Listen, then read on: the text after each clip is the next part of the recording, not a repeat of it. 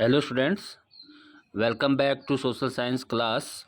Here we are discussing about the chapter number 1 of class 10th of economics development. इससे पहले मैं एक video upload कर चुका हूं, जिन्होंने नहीं देखा है वो डिस्क्रिप्शन बॉक्स में दिए गए लिंक में जाकर के क्लिक करके देख सकते हैं और इस वीडियो को ज़्यादा से ज़्यादा लाइक शेयर एंड सब्सक्राइब करें। तो चलिए शुरू करते हैं पार्ट 2 ऑफ डेवलपमेंट। ये आपका नेशनल डेवलपमेंट है। आपका नेशनल डेवलपमेंट यानी राष्ट्र का विकास। राष्ट्र का विकास कैसे हो, इससे पहले हमने जो भी पढ़ा वीडियो पार्ट 1 में, इंडिविजुअल सीक डिफरेंट गोल। जो इंडिविजुअल्स हैं, व्यक्तिगत जो व्यक्ति हैं, उनके अपने पर्सनल गोल्स होते हैं, अलग अलग गोल्स होते हैं। जैसे बेटर इनकम हमने पढ़ा, बेटर इनकम उनको चाहिए, बेटर इनकम। जॉब सिक्योरिटी पढ़ा, फैमिली के लिए टाइम होना चाहिए, फैमिली। ठीक है, ये सारी चीज़ें हमने पढ़ी। इसमें इंडिविजुअल्स के अलग अलग गोल्स होते हैं। वैसे ही नेशन यानी कि नेशन डेवलपमेंट भी आपका जो है वो डिफरेंट होगा। आपका कोई कहेगा आपका कि रोड का डेवलपमेंट ज़्यादा होना चाहिए, रेलवे का, जिससे ज़्यादा से ज़्यादा जीडीपी आ जाए। कोई कहेगा एजुकेशन पे ज़्यादा फोकस होना चाहिए। कोई कहेगा जॉब अपॉर्चुनिटीज़ ज़्यादा से ज़्यादा हैं। तो ये सारे ये बातें हैं, जो आइडियाज़ हैं, थिंकिंग जो आपको दिखाई दे रही हैं, ये नेशनल डेवलपमेंट की आइडियाज़ हैं। Okay, discuss among yourself on what India should do for development. Most likely you would find that different students in the class have given different answers. जैसे स्टूडेंट्स होंगे, अलग अलग डिफरेंट स्टूडेंट्स होंगे, उनके जो thinking है या उनके जो विचार हैं डेवलपमेंट के, नेशनल डेवलपमेंट के, अलग अलग आंसर्स उनके आएंगे। You might yourself think of many different answers and not be too sure of any of these. अभी बोल्ड लेटर्स में लिखा हुआ है, इसको पढ़ेंगे। It is very important to keep in mind different persons could have different as well as conflicting notions of a country's development. यानी कि ये आपको ध्यान में रखना है, ये बहुत ज़रूरी होता है। जो अलग अलग व्यक्ति हैं, उनके नेशन के प्रति या नोशन जो भी एम होगा कंट्रीज डेवलपमेंट के लिए, वो अलग होंगे और एज वेल एज क्या होंगे, वो कॉन्फ्लिक्टिंग नेचर के होंगे। विरोधाभास जिसे कहा जाता है, विरोधाभास होंगे। जैसे डैम का एग्जाम्पल हमने लिया था, डैम फॉर इंडस्ट्रियलिस्ट। अगर इंडस्ट्रियलिस्ट के पॉइंट ऑफ व्यू से हम सोच रहे हैं, इंडस्ट्रियलिस्ट, ये क्या जाएगा, ज़्यादा से ज़्यादा बिजली का उत्पादन हो, ठीक है, यानी देश का विकास होगा। उसी तरफ से अगर हम दूसरी तरफ देखें, जो ट्राइबल्स हैं या जो लोग उस क्षेत्र में रह रहे हैं, डैम के क्षेत्र में, उनके लिए ये नुकसानदेह होगा। क्लियर? जैसे मान लेते हैं कि डैम बनने से 1 लाख घरों में बिजली आ जाती है और डैम बनने से जो ट्राइबल्स हैं, लगभग 10,000 ट्राइबल्स वहाँ से विस्थापित हो जाते हैं, उनको वहाँ से हटाया जाता है। तो 1 लाख लोगों को जब बिजली पहुँच रही है, तो आप देखेंगे जो आइडिया है कि हमें डैम का निर्माण करना चाहिए और ज़्यादा से ज़्यादा बिजली का उत्पादन करना चाहिए, क्योंकि इसमें 10,000 लोगों को ही नुकसान हो रहा है और 1 लाख लोगों को यहाँ फ़ायदा हो रहा है। अब इसका रिवर्स करके देखेंगे। अगर रिवर्स करोगे तो अगर ट्राइबल्स वहाँ से 1 लाख, 1 ज़ीरो बढ़ा दो, 1 लाख लोग वहाँ से विस्थापित हो रहे हैं और यहाँ पर केवल 10,000 लोगों को ही बिजली पहुँचाई जा रही है, तो ये आइडिया नेशन डेवलपमेंट में इम्पॉर्टेंट नहीं होगा। Okay, clear? उसी प्रकार यहाँ क्वेश्चंस दिए हुए हैं। However can all the ideas be considered equally important? जो भी आइडियाज़ है क्या वो सारे महत्वपूर्ण हैं, बराबर हैं? और if there are conflict how does one decide? अगर कोई विरोधाभास हो इन आइडियाज़ में, उसको कैसे दूर किया जाए? What would be a fair and just path for all? यानी कि उसके लिए फेयर और जो रास्ता है डेवलपमेंट का वो कैसा हो? We also have to think whether there is a better way of doing things? ये भी हमें जानना होगा कि इससे बेटर वे भी हो सकता है सोचने का। Would the idea benefit a large number of people और ओनली अ स्मॉल ग्रुप? ये भी हमें ध्यान में रखना पड़ेगा कि जो भी डेवलपमेंट हो रहा है वो लार्ज नंबर ऑफ पीपल के लिए बेनिफिट है या फिर छोटे ग्रुप्स के लोगों के लिए। ये सारी बातें ध्यान में रखना पड़ता है हमें। तो इसीलिए लिखा है यहाँ पर national development means thinking about these question. जो जो क्वेश्चंस अराइज हो रहे हैं नेशनल डेवलपमेंट के लिए, ये सारे क्वेश्चंस हमें सोचने पड़ेंगे। क्लियर? अब इसमें है लेट्स वर्क दीज आउट, इसको करें। इसमें राइट साइड में एक पिक्चर बनी हुई है जो मल्टी स्टोरी बिल्डिंग आपको दिखाई दे रही है राइट साइड में, और उसी के नीचे एक झुग्गी झोपड़ी यहाँ पर दिखाई दे रही है। तो इसमें पूछा हुआ है आपसे कि इसमें डेवलपमेंट गोल्स क्या होगा इस एरिया का? इसमें डेवलपमेंट गोल क्या होगा इस एरिया का? ये मल्टी स्टोरी बिल्डिंग से और यहाँ पर झुग्गी झोपड़ी यहाँ पर दिखाई गई है। इसमें डेवलपमेंट गोल क्या होगा? तो आप लिखेंगे जो ये मल्टी स्टोरी बिल्डिंग है और झुग्गी झोपड़ी है, तो इसमें डेवलपमेंट गोल हो सकता है पहला आप लिख सकते हैं कि जो पुअर लोग हैं उनको लोन की फैसिलिटी अवेल होनी चाहिए, लोन अवेलिंग लोन, जिससे वो अपना क्या बना सके, हाउस बना सके। ठीक है। और दूसरा आप लिख सकते हो इसमें, दूसरा पॉइंट इसमें डाल सकते हो कि availing services like electricity water और सैनिटेशन की उनको फैसिलिटी मिले, वाटर सैनिटेशन। ठीक है। तीसरा पॉइंट आप इसमें बना सकते हो कि तीसरा आप लिख सकते हो रिमूविंग अनएम्प्लॉयमेंट को दूर किया जाए बाय प्रोवाइडिंग, किसके द्वारा? बाय प्रोवाइडिंग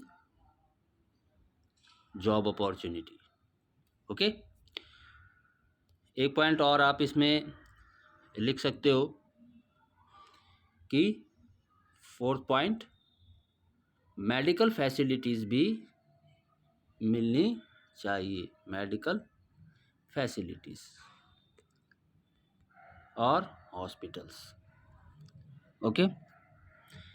अब दूसरा इसमें एक पैराग्राफ दिया हुआ है, a vessel dump 500 tons of liquid toxic waste into open air dump in a city and in the surrounding areas. 500 toxic acid को डंप किया गया नियर बाय सी के पास। This happened in a city called Abidjan in Ivory Coast. ये घटना हुई है Abidjan Ivory coast, जो कि साउथ अफ्रीका में है। The fumes from the highly toxic waste cause, अब जो इसमें से धुआं निकल रहा था हाईली टॉक्सिक वेस्ट का, जिससे कि नोजिया, स्किन डिजीज़, फेंटिंग यानी चक्कर आना, डायरिया, इस प्रकार के रोग फैल रहे थे।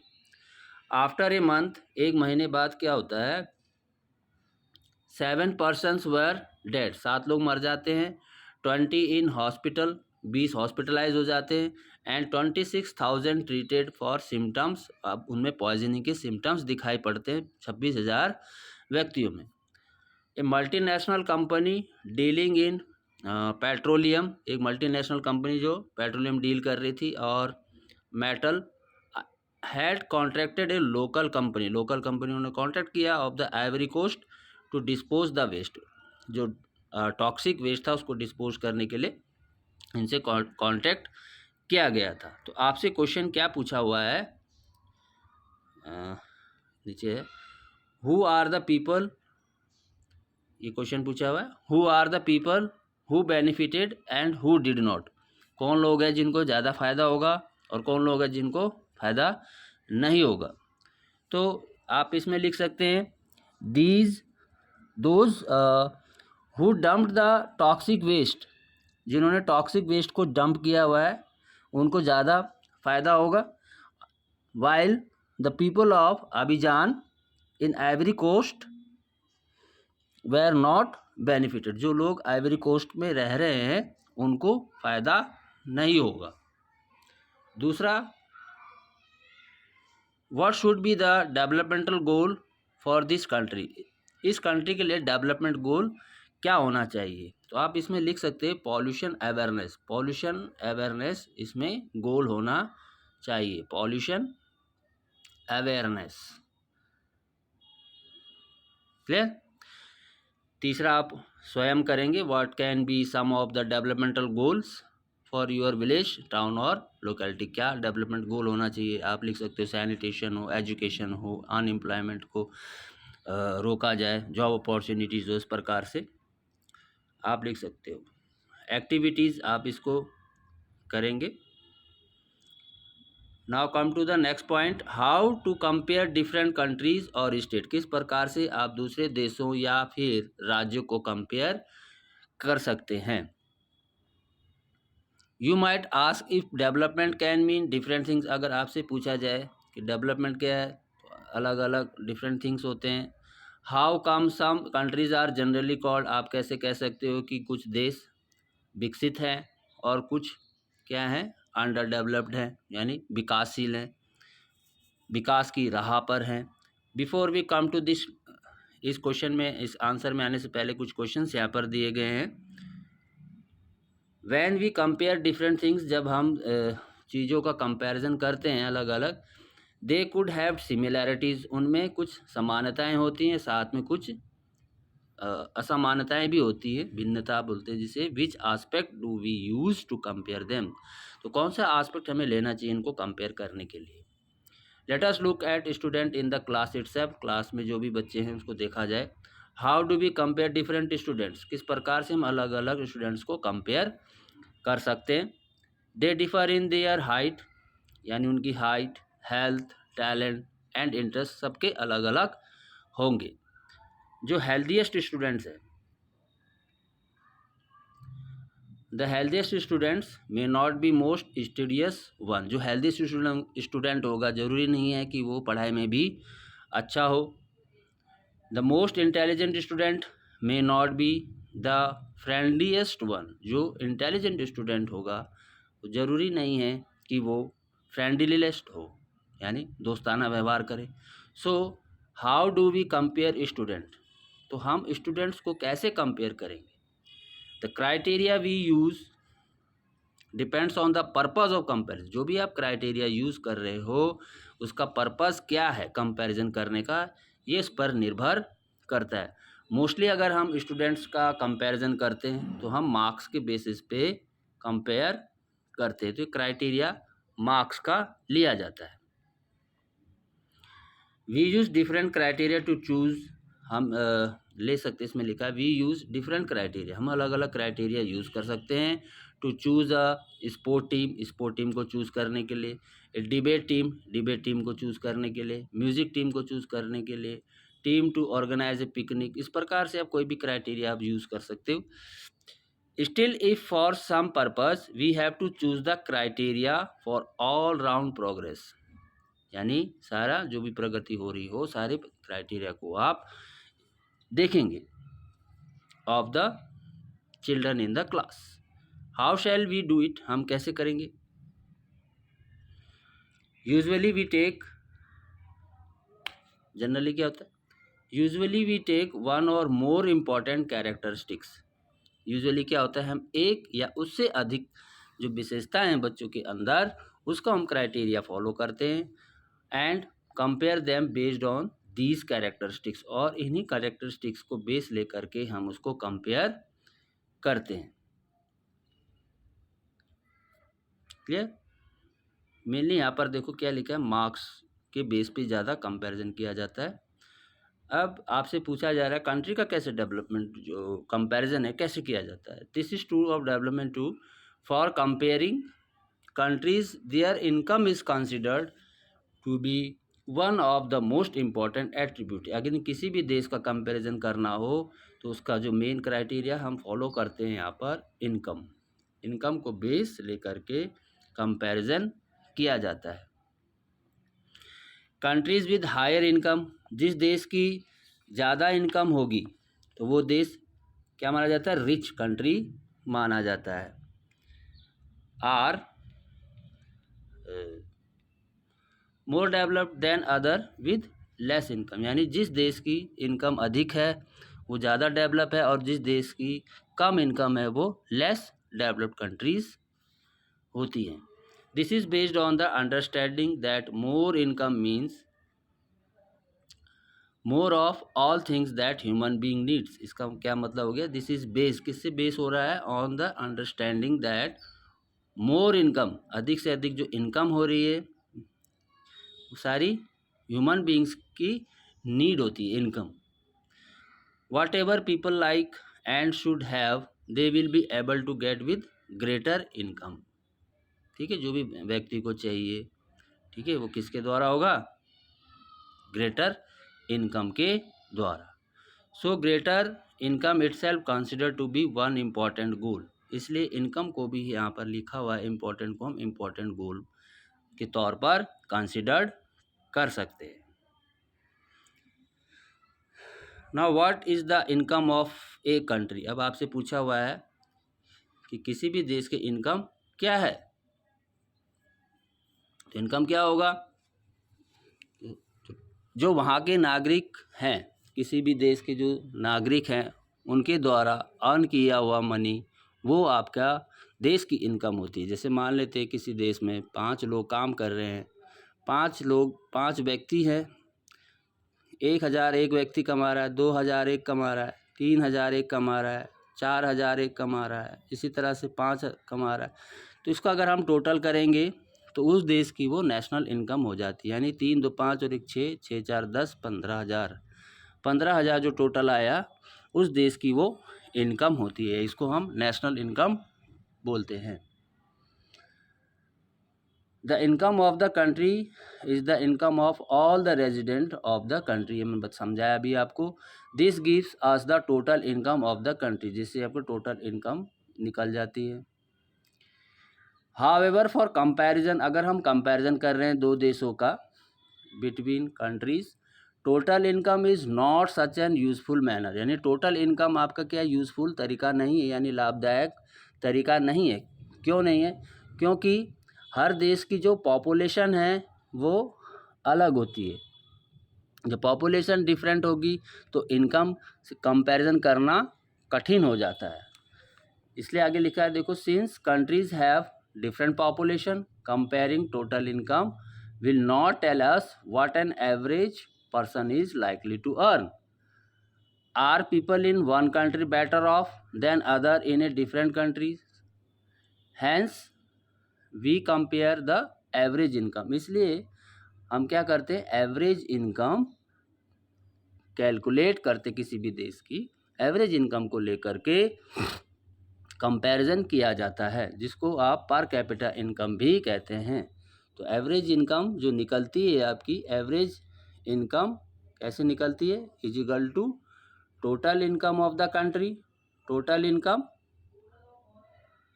Divided by total population. Total population से अगर आप टोटल इनकम को डिवाइड करोगे तो वो उस देश की पर कैपिटा इनकम निकल जाती है, जिसे प्रति व्यक्ति आय कहा जाता है। क्लियर, इसमें लिखा है देखो, average income which is the total income of the country divided by its total population, और एवरेज इनकम को ही पर कैपिटा इनकम कहा जाता है।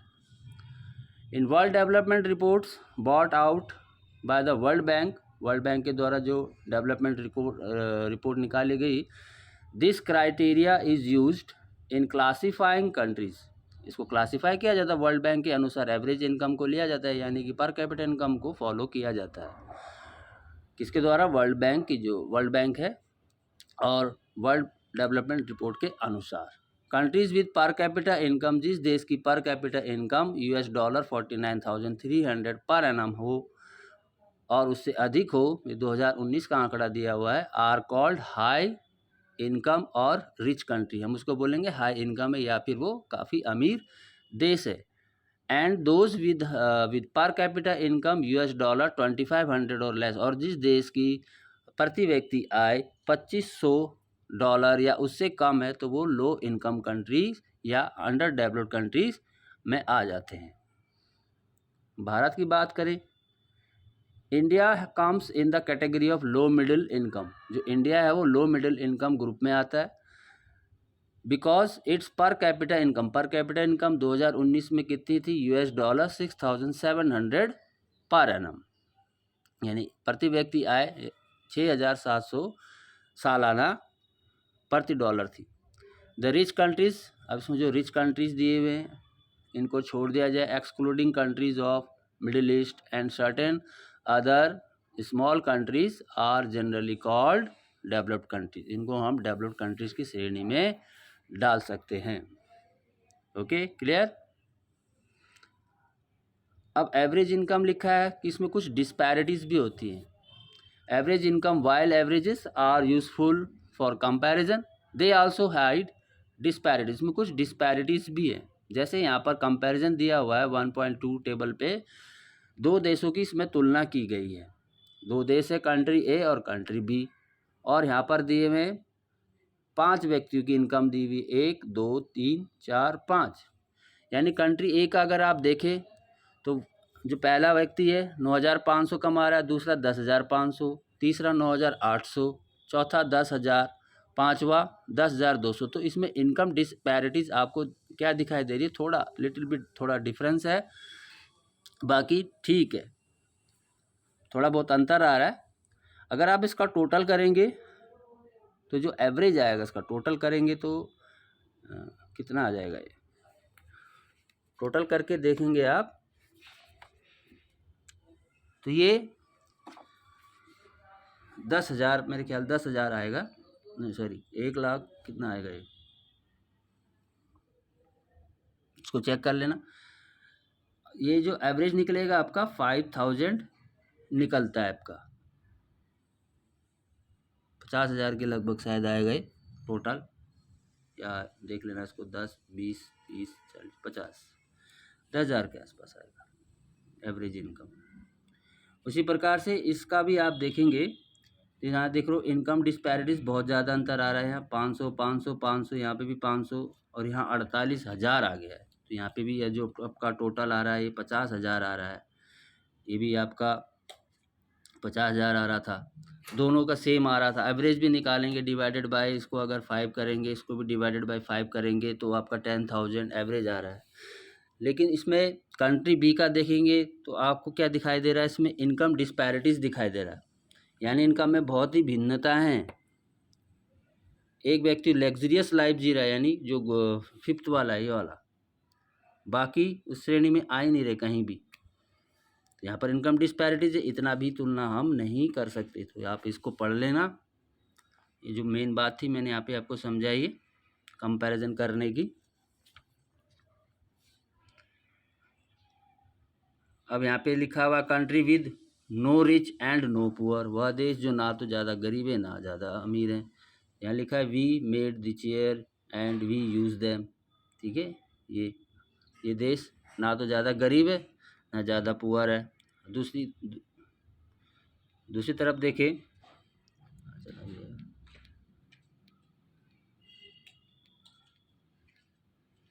इस तरफ देखिए, दूसरी तरफ country with rich and poor. अब ये देखिए, इसके पास रिसोर्सेज ज़्यादा हैं इसलिए रिच है, इनके पास ज़्यादा रिसोर्सेज नहीं है इसलिए पुअर है। तो ये कंपैरिजन बता रखा है। तो आज के लिए हम इतना ही रखते हैं। Watch this video, like share and subscribe my channel. Okay, thanks for today.